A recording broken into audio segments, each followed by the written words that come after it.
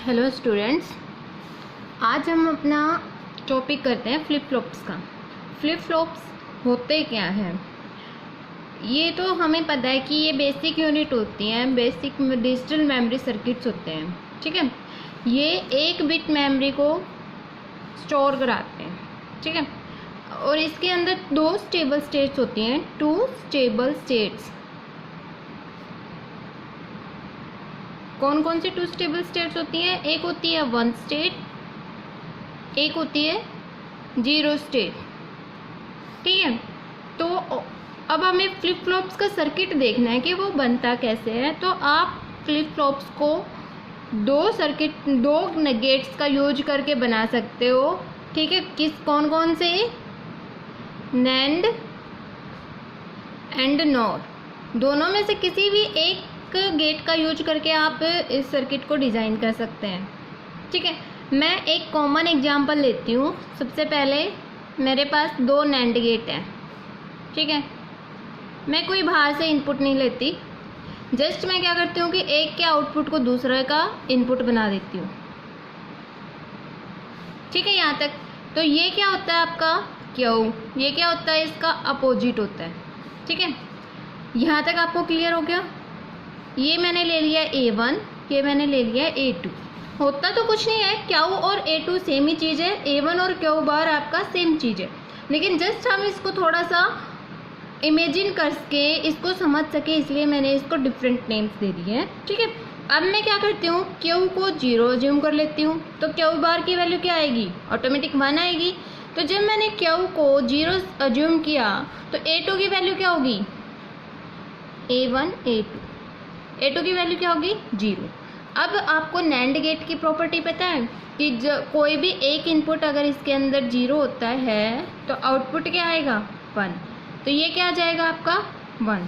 तो Q bar आपका 1 आ रहा है। ठीक है, फिर क्यू बार हम ऊपर लेके जाते हैं A1 के अंदर, तो A1 की वैल्यू क्या हो जाती है? 1। तो नैंड गेट के अंदर हम 1 इनपुट करा रहे हैं, तो इसका अपोजिट निकलेगा बाहर, मतलब क्या निकलेगा? क्यू 0। तो मतलब जो हम लेके चले थे, अज्यूम करके चले थे, जो अजम्पशन हमने मानी थी, मतलब वो हमारी ट्रू है। ठीक है, जब तक हम इसमें बाहर से कोई इनपुट नहीं देंगे तब तक ये इसी स्टेट में कंटिन्यूस रहेगा।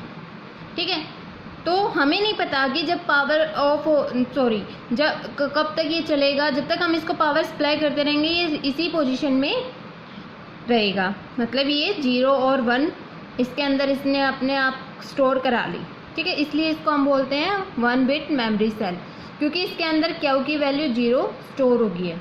अब मैं क्यू को 1 मान के चलती हूँ, तो क्यू बार की वैल्यू क्या आनी चाहिए? 0। चलो देखते हैं ये भी करके। क्यू की वैल्यू जब 1 है तो A2 की वैल्यू में क्या आ गया? 1। जब 1 हम नैंड गेट में देंगे, यहाँ से इन्वर्ट होकर निकलेगा, मतलब क्यू बार की वैल्यू क्या आ गई? 0। हमने अज्यूम की थी 0। ठीक है, अब 0 को जब हम ऊपर लेके जाते हैं तो A1 की वैल्यू क्या होगी? 0। ठीक है, तो 0 इन्वर्ट होके क्या आएगा? 1, मतलब जो हमने अजम्पशन लिया था वो हमारा बिल्कुल सही है। ठीक है, तो ये तो था कि जो भी हम इसके अंदर प्रीवियस स्टेट होती है या जो एक बार इनपुट चला गया वही रहता है।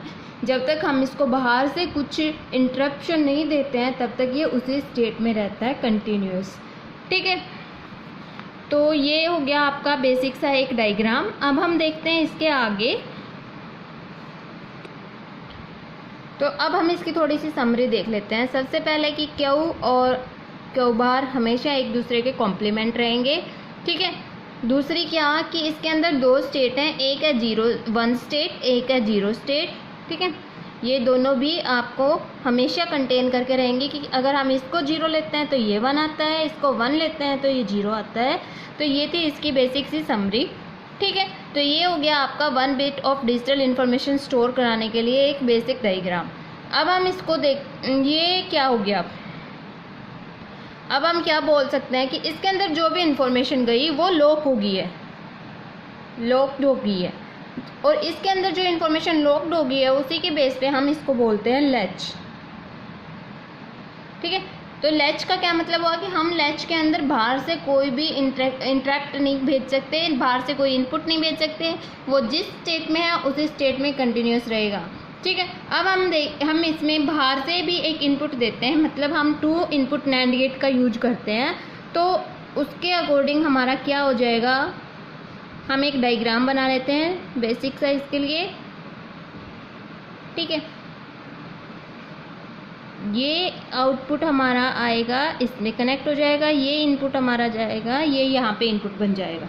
ठीक है, तो हमारा क्या था, सेम ही था, बस हमने क्या किया कि एक बाहर से हमने इनपुट एक्स्ट्रा ले लिया। तो ये जो डायग्राम बनेगा, ये ब्लॉक डायग्राम बन जाएगा आपका फ्लिप फ्लॉप का। ठीक है, तो फ्लिप फ्लॉप्स भी क्या होते हैं, बेसिक्स मेमोरी सर्किट्स होते हैं जो आपके डिजिटल इलेक्ट्रॉनिक्स में बहुत ज़्यादा यूज होते हैं। ठीक है, अब हम फ्लिप फ्लॉप्स के बारे में थोड़ा सा पढ़ते हैं। फ्लिप फ्लॉप्स क्या होते हैं? Flip flop is a memory element which is capable of storing 1 bit of information. जैसे कि मैंने पहले बताया था कि ये क्या करते हैं, 1 बिट इंफॉर्मेशन को स्टोर करते हैं। ठीक है, फिर क्या है, a flip flop has 2 outputs, one for normal value and other for complement value of the bit stored in it। ठीक है, तो इसमें क्या है कि इनपुट आपके कितने भी हो सकते हैं, लेकिन आउटपुट आपके 2 ही रहेंगे। एक होता है नॉर्मल आउटपुट, एक होता है उसका इन्वर्टेड आउटपुट। ठीक है, तो हम बेसिकली क्या लेते हैं, क्यू और क्यू बार। ठीक है, फिर नेक्स्ट पॉइंट क्या है, a flip flop can maintain a binary state indefinitely. मतलब क्या है कि as long as power is delivered to the circuit. ठीक है, वो एक बाइनरी स्टेट को मेंटेन रखता है जब तक कि उसको पावर सप्लाई मिलती रहती है या फिर बाहर से कोई उसको इनपुट सिग्नल नहीं मिलता to switch the states. Okay, फिर नेक्स्ट क्या है, a flip flop is also known as bistable multivibrator. Flip flop को हम क्या बोल सकते हैं, बाईस्टेबल मल्टी वाइब्रेटर। बाईस्टेबल का क्या मतलब हो गया, 2 स्टेट्स 0 और 1 को मेंटेन रखता है। ठीक है, फिर नेक्स्ट पॉइंट क्या है, flip flops are of different types depending on how their inputs and clock pulse cause transition between 2 states. Flip flops आपके बहुत सारे टाइप्स के हो सकते हैं, किस पे डिपेंड करता है, ये आपके इनपुट पे और जो क्लॉक पल्स आप अप्लाई करते हो उस पर। ठीक है, तो जो क्लॉक पल्स और जो इनपुट आप अप्लाई करते हो उसके बेस पे बेसिकली आपके 4 टाइप्स के होते हैं, SR, JK, D and T flip flops. तो बेसिक 4 आपके फ्लिप फ्लॉप्स होते हैं, कौन कौन से, SR, JK, D and T flip flops. ठीक है, अब हम इसका एक बेसिक सर्किट देखते हैं, सर्किट कैसे बनता है। तो मैंने बताया था कि ये 2 गेट्स का यूज करके बन सकता है, नैंड गेट और नॉर गेट। तो मैंने दोनों का सर्किट आपको बना के दिखा रखा है, ये बनाया है हमने नॉर गेट का यूज करके। ठीक है, तो नॉर गेट का जब हम यूज करते हैं तो हम R ऊपर लेते हैं और S नीचे लेते हैं। जो इसमें बाहर से जो इनपुट देते हैं वो R और S की फॉर्म में देते हैं, बाकी चीज़ें वही सेम है आपकी। Q आपका आउटपुट है, Q बार आपका इन्वर्टेड आउटपुट है। ठीक है, ये इसके लिए ट्रुथ टेबल है। ट्रुथ टेबल हम डिस्कस करेंगे जब हम टाइप्स ऑफ फ्लिप फ्लॉप्स पढ़ेंगे वहाँ पे। ठीक है, नेक्स्ट मैंने डायग्राम बना रखा है नैंड गेट का यूज करके। उसमें क्या है कि आपको S और R इस फॉर्म में देना है, बस ये थोड़ा सा चेंज है, ये आपको माइंड में रखना है कि जब आप नॉर गेट का यूज करके बनाते हो तो ये RS लेते हैं, जब आप नैंड गेट का यूज करके बनाते हो तो आप SR लेते हो। ठीक है, ये आपका सिंपल फिगर है, वही सारी चीज़ें हैं जो मैंने लैच में आपको समझाई थी, वही उसके लिए ट्रूथ टेबल है। ये हम SR का जब फ्लिप फ्लॉप करेंगे वहाँ पे अच्छे से डिस्कस करेंगे। नेक्स्ट क्या है कि इस टाइप के फ्लिप फ्लॉप्स को जो यहाँ पे आपको दिखाए गए हैं, this type of flip flops is sometimes called a direct coupled RS flip flop और SR लैच। तो इस टाइप के फ्लिप फ्लॉप्स को जो ये डायग्राम में गिवन है, ये क्या है, direct coupled RS flip flop या फिर SR लैच। ठीक है, अब हम 2 चीज़ें देख रहे हैं कि एक तो फ्लिप फ्लॉप का नाम आ रहा है और एक लैच का नाम आ रहा है। तो इन दोनों में डिफरेंस क्या है हम ये क्लियर करते हैं। Difference between latch and flip flops हम अब कवर करते हैं। तो फर्स्ट डिफरेंस क्या है कि latch does not require clock signal, लेकिन flip flops require clock signal, flip flop के अंदर हमें क्लॉक सिग्नल रिक्वायर होते हैं कि वो हर क्लॉक पे अपना अलग इनपुट आउटपुट क्रिएट करता है, लेकिन लैच के अंदर हमें इसकी कोई ज़रूरत नहीं होती है, ठीक है। फिर सेकंड डिफरेंस क्या है, it is level sensitive device, कि जो लैच आपका है वो लेवल सेंसिटिव है, जब आपका लेवल चेंज होता है तो वो सेंस करता है उस चीज़ को, लेकिन आपका जो फ्लिप फ्लॉप है वो एज सेंसिटिव डिवाइस है, ठीक है।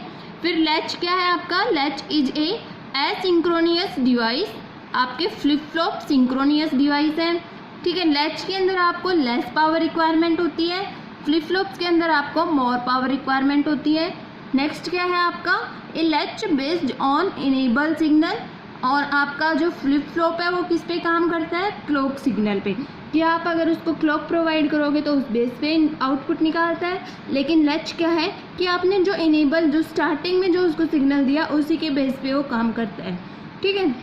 तो ये थे बेसिक लैच और फ्लिप फ्लॉप के अंदर डिफरेंसेस, ठीक है। तो आपको फ्लिप फ्लॉप्स का बेसिक आइडिया क्या है ये क्लियर हो गया, लैच और फ्लिप फ्लॉप में क्या डिफरेंस है ये क्लियर हो गए, ठीक है। अब हम नेक्स्ट वीडियोज़ में करेंगे कि टाइप्स ऑफ फ्लिप फ्लॉप्स जो हमने अभी पढ़े, बेसिक 4 टाइप्स के फ्लिप फ्लॉप्स कौन कौन से, SR, JK, D and T flip flops, उनकी वर्किंग कैसे है, उनका डायग्राम क्या बनेगा, कहाँ वो यूज होते हैं, ये सब पढ़ेंगे हम नेक्स्ट वीडियोज़ में। तो आज के लिए इतना ही, थैंक यू।